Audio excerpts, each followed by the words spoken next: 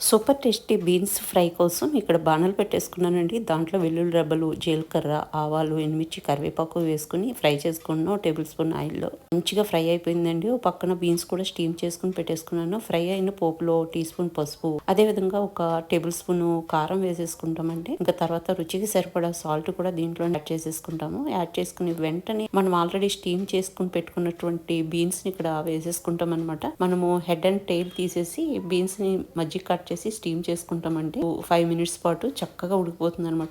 ఉప్పు, కారము, పసుపు, ఆ పోపు ఫ్లేవర్ అంతా బీన్స్ కి పట్టేలాగా మనము 3 నుంచి 4 నిమిషాల పాటు చక్కగా ఫ్రై చేసుకుంటాము.